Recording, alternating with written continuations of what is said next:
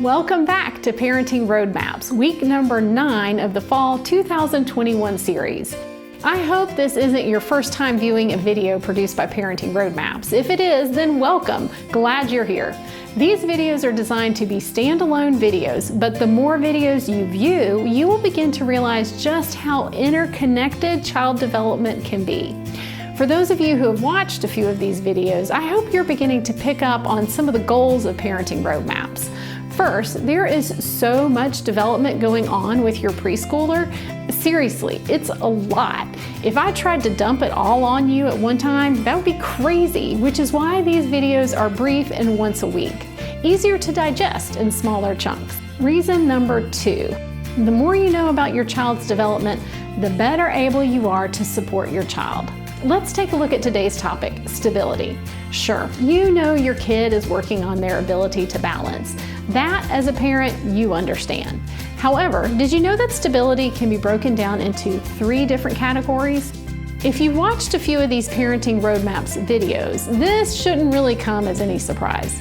Just about every skill in child development is always getting broken down into smaller and smaller segments, and stability is no different.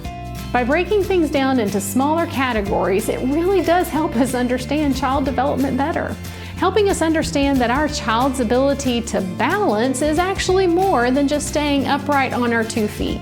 The more we understand, then the better we can support them. So without further delay, let's take a closer look at stability. Today, we are going to look at stability, or balance. I'll be using both of these words in this video to describe the same thing, which is the ability to control and maintain one's body position or posture, and this can be done in a variety of positions, sitting, standing, or moving. Now, I mentioned just a minute ago that stability, like so many other skills with child development, can be broken down into different categories. For stability, we're going to look at 3 of them. I'm not going to focus on the name of each category of stability. As I talk about each category, the name will show up on the bottom of the screen. But what really is important is understanding the unique characteristics of each type.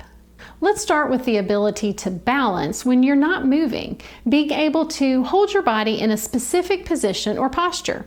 An example would be standing on your 2 feet, the more stable base, or a more challenging position, standing on just 1 foot, a smaller and less stable base. Next, you have the ability to balance when you twist or turn your body.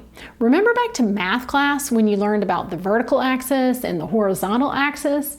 Well, imagine those lines across your body. You can rotate on the vertical axis, which would be twisting your body to the left or to the right, and also turning your body over the horizontal axis, so bending over to touch your toes. And finally, the more advanced level of stability. This is when you maintain your balance while moving. Now, this is different than when you're standing still. When you're moving, your center of gravity is always changing. Your body weight is always shifting from side to side and from top to bottom. Okay, kind of quick and to the point this week. That's it. However, I do want to pause for just a second more to be sure to highlight why stability is important. First, think safety. If a child struggles with stability, they are more likely to fall, and falling can lead to injury. Second, on a social and emotional level, a child who feels stable is going to feel more secure and confident moving around in their environment. The more they move around in an environment, the more of the world they're going to get exposed to. So this could be things like trying out more equipment on a playground or in the classroom, to having more interactions with other kids. So, wrapping it up for this week, I hope this gets you seeing your child and how they move, or I guess I should say balance, in a new way. And maybe next time you're at the park or headed to a grocery store, there just might be a curb that you can walk along. Or maybe while you're waiting in the doctor's office, you decide to have a quick game of Simon Says, and you make sure Simon says different commands focused on balance. Simon says, stand like a flamingo. Simon says, twist your body. Simon says, pretend to climb a ladder.